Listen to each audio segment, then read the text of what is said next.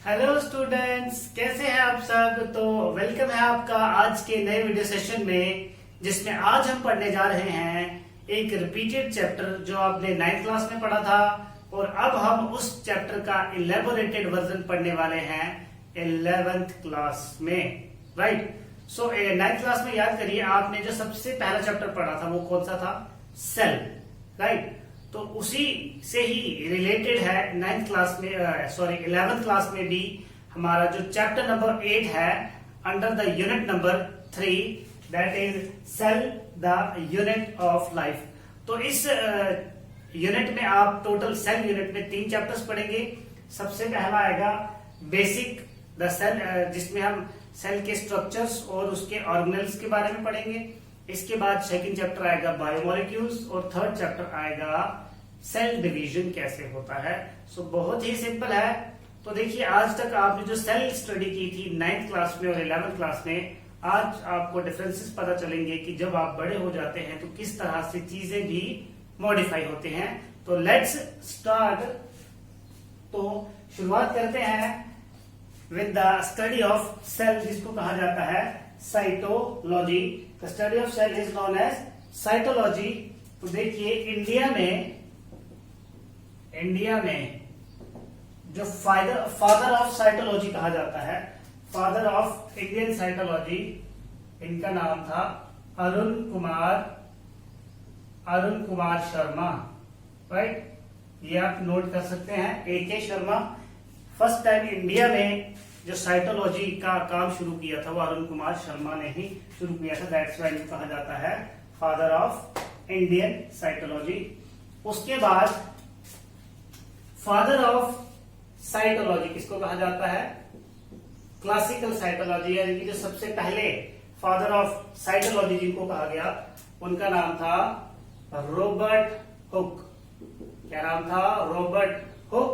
और father of modern cytology, कहा जाता है श्वान को। सो ये आपको तीनों ऑब्जेक्टिव आ सकते हैं। राइट। ये सारे आप नोट कर लें। अब क्या है कि ये जो चैप्टर है, अभी तक नीट के 32 ईयर्स के जो क्वेश्चंस आए हैं नीट में, तो इस पर्टिकुलर चैप्टर से 104 क्वेश्चंस आए हैं अभी तक 32 सालों में।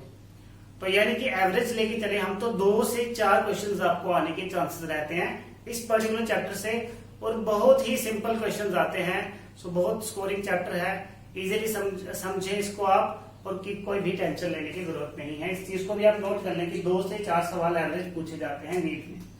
तो चलिए, आपको पता है जिस तरह से कि सेल को क्या कहा जाता था? The basic unit of life. So basic unit of life क्यों कहा जाता था सेल को? क्योंकि कोई भी दुनिया का ऐसा ऑर्गेनिज्म नहीं है जो सेल के बिना सरवाइव कर सकता है। अगर उस ऑर्गेनिज्म को सरवाइव करना है तो उसकी बॉडी में जो सबसे छोटा कंपोनेंट होता है उसको कहा जाता है cell. So no organism can have life without cell, that's why it is known as the structural and functional unit of life. तो अब मैंने बात की कि कोई भी ऑर्गेनिज्म ऐसा नहीं है जो बिना सेल के बना नहीं होगा। So on that basis organism on the number of cells हम 2 टाइप्स में बांटते हैं। पहले आगे यूनिसेलुलर और एसेलुलर। सो ये वो ऑर्गेनिज्म होते हैं जिनमें केवल और केवल एक ही सेल पाया जाता है। They are the single cell organisms. तो ये यूजुअली लोअर ऑर्गेनिजम्स होते हैं। अब देखिए, क्योंकि पूरे ऑर्गेनिज्म की बॉडी में सेल ही एक है केवल, जैसे कि अमीबा है, पूरी की पूरी बॉडी में एक ही सेल है, यानी कि उस एक सेल में ये कैपेबिलिटी है कि वो इंडिपेंडेंटली सर्वाइव कर सकता है। Very very interesting. दूसरे टाइप के ऑर्गेनिज्म होते हैं मल्टी सेलुलर ऑर्गेनिजम्स। दूसरे तरह के ऑर्गेनिज्म होते हैं मल्टी सेलुलर ऑर्गेनिज्म, जैसे कि ह्यूमन बींग्स हो गए, प्लांट्स हो गए, इनकी बॉडी में millions of trillions of cells हैं। सो आज आपको एक बहुत इंटरेस्टिंग फैक्ट बताने वाला हूं मैं कि आपकी बॉडी में सेल्स कितने होते हैं। सो एक जो नॉर्मल 60 kg का पर्सन होता है, यानी कि जिसकी बॉडी का वेट 60 kg है, तो उसकी बॉडी में 100 ट्रिलियन सेल्स होते हैं। सो आप मुझे कमेंट सेक्शन में बताना कि 100 ट्रिलियन में कितने जीरो होते हैं। राइट। और तकरीबन 200 से ज्यादा या 200 कम से कम 200 टाइप के सेल्स एक ह्यूमन बीइंग की बॉडी में पाए जाते हैं। तो है ना इंटरेस्टिंग बात ये। चलिए उसके बाद सेल्स को क्या बोला जाता है, they are the building blocks of our body. और सेल से मिलके क्या बनता है, टिश्यू, टिश्यू से मिलके क्या बनेगा, ऑर्गन। तो देखिए जब ये एक सेल से पूरा का पूरा ऑर्गेनिज्म बनता है, तो क्या आपको पता है कि हमारी बॉडी का सबसे पहला सेल कौन सा होता है? हमारी बॉडी का सबसे पहला सेल होता है जाइगोट। सो जाइगोट कब बनता है, जब दो गैमेट्स का फ्यूजन होता है, मेल और फीमेल के गैमेट का जब फ्यूजन होता है तो बनता है जाइगोट। और इस एक सेल से 100 ट्रिलियन सेल्स बनते हैं, इमेजिन। तो ये भी आपको एग्जाम में पूछा जा सकता है, what is the first cell of human body, that is zygote. So फिर वो जाइगोट डिवाइड होता है, एम्ब्रियो बनाता है, एम्ब्रियो फिर वो जाके एक बेबी बनाता है। तो in the same way cell मिलके क्या बनाते हैं, टिश्यूज, टिश्यूज मिलके क्या बनाते हैं, ऑर्गन। फिर जो सेपरेट ऑर्गन है उनको अलग अलग काम असाइन हो जाता है, अलग अलग वर्क असाइन हो जाता है। जिस तरह से आपके हाथों का काम क्या है, किसी चीज को ग्रैस्प करना, खाना मुंह में लेके जाना, आंखों का काम क्या है, देखना, कानों का काम क्या है, सुनना। तो ये क्या हो गया है, अलग अलग सेल्स डिफरेंशिएट हो गए हैं ताकि उनको अपना अपना काम मिल जाए। That is known as division of labour. बात समझ में आई। उसके बाद हमारी बॉडी में जितने भी नए सेल्स बनते हैं ये पुराने सेल्स से बनते हैं। ये सेल थ्योरी में भी हम आपको बताएंगे।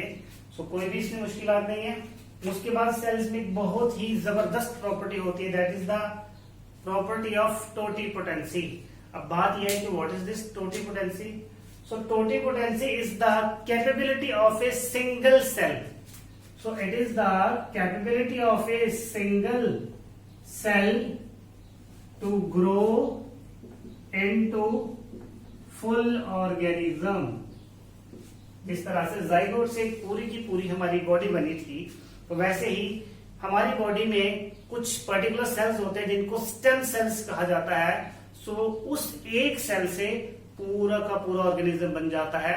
और प्लांट्स में तो जितने भी मेरिस्टेमेटिक सेल होते हैं, हम एक सेल से पूरा का पूरा नया ऑर्गेनिज्म बना सकते हैं। तो है ना इंटरेस्टिंग बात। तो that property is known as totipotency. Toti means itself, potent means potential, right. उसके बाद अब जो सेल्स होते हैं, सेल्स के इंटरनल साइड में क्या होते हैं, ऑर्गेनल्स होते हैं, ये आपको बहुत अच्छे से पता है। और हर एक जो सेल होता है, 9th क्लास में थोड़ा सा आपने पढ़ा होगा, हर एक सेल वो सारे फिजियोलॉजिकल फंक्शन परफॉर्म करता है जो एक ह्यूमन बीइंग करता है। सो 11th क्लास में हम वो सारी चीजें पढ़ेंगे कि किस तरह से सेल्स में रेस्पिरेशन होती है, सेल्स में डाइजेशन होती है, सेल्स में जितने भी हमारे जैसे हम मटेरियल्स का एक्सचेंज होता है, ये सारा का सारा सेल में भी होता है। एक सिंगल सेल एक पूरे एज ए ह्यूमन बीइंग को रिप्रेजेंट करता है, इसलिए सेल को एक मिनिएचर फॉर्म ऑफ ह्यूमन भी कहा जाता है। और वो जो सेल है वो सारे के सारे एसेंशियल फंक्शंस परफॉर्म करता है। बात समझ में आई। तो अब नीट का जो दूसरा एक पहलू है जहां से बहुत बार क्वेश्चन आने के चांसेस रहते हैं, that is from the discovery of cell. तो अभी तक 9th क्लास में आपने बस एक दो साइंटिस्ट के नाम सुने होंगे कि सेल की डिस्कवरी किस किसने की थी। तो ये जो सेल की डिस्कवरी वाला टॉपिक है ना, ये काफी एक डिबेटिंग सा टॉपिक है। तो क्योंकि अलग अलग साइंटिस्ट आए, उन्होंने अलग अलग सेल्स को डिस्कवर किया, तो कोई भी हम एक पर्टिकुलर डिसीजन पे नहीं पहुंच पाए कि सेल को डिस्कवर किसने किया। तो चलिए हम डिस्कस करते हैं। वैसे तो क्योंकि देखिए सेल हमारी बॉडी का सबसे छोटा यूनिट है, जो नेक्ड आई से देखना तो बिल्कुल भी पॉसिबल नहीं है। सो सेल को देखने के लिए क्या चाहिए था, सबसे पहले माइक्रोस्कोप। सो सबसे पहले जो डिस्कवरी हुई वो हुई माइक्रोस्कोप की। So microscope was discovered by Zacharias Janssen. ये भी आपको एग्जाम में आ सकता है। 1519 में इन्होंने माइक्रोस्कोप का डिस्कवरी किया। फिर इसको मॉडिफाई किया हमारे गैलीलियो भाई साहब ने। सो गैलीलियो भाई साहब क्या देखते थे, तारों को देखते थे, तो इन्होंने माइक्रोस्कोप को क्या कर दिया, थोड़ा सा मॉडिफाई इन 1610। तो जब माइक्रोस्कोप आया तो दुनिया को, मतलब जितने भी साइंटिस्ट थे, उनको ये इंटरेस्ट आने लगा छोटी छोटी चीजें देखने का। तो इसी बीच रॉबर्ट हुक, जिनको क्या कहा जाता था, रॉबर्ट हुक को क्या कहा जाता है, father of cytology. Robert Hooke ने डिस्कवर किया सेल इन कॉर्क। अब ये कॉर्क क्या होता है, तो आपने 9th क्लास में टिश्यूज चैप्टर में थोड़ा बहुत प्लांट्स के जो इंटरनल स्ट्रक्चर्स होंगे उनके बारे में पढ़ा होगा। तो कॉर्क कैसा होता है, कॉर्क बेसिकली एक वुड का स्ट्रक्चर होता है जो प्लांट्स में होता है। ये आप बताएंगे जब हम प्लांट एनाटॉमी पढ़ेंगे। तो देखिए ये किस तरह के सेल्स होते हैं, कुछ इस तरह के सेल्स होते हैं। ये ध्यान से देखिएगा, शायद आपने कहीं ना कहीं ऐसे देखे भी हो सेल्स। जब प्लांट एनाटॉमी पढ़ेंगे तब आपको बताएंगे, सो टेंशन बिल्कुल ही नहीं है, राइट। कुछ इस तरह के सेल्स इसने डिस्कवर किए, राइट। सो अगर आप इन सेल्स को बड़े ध्यान से देखिए तो ये आपको सेल्स किसकी तरह दिख रहे हैं, आपने मधुमक्खी का छत्ता देखा होगा, कोम।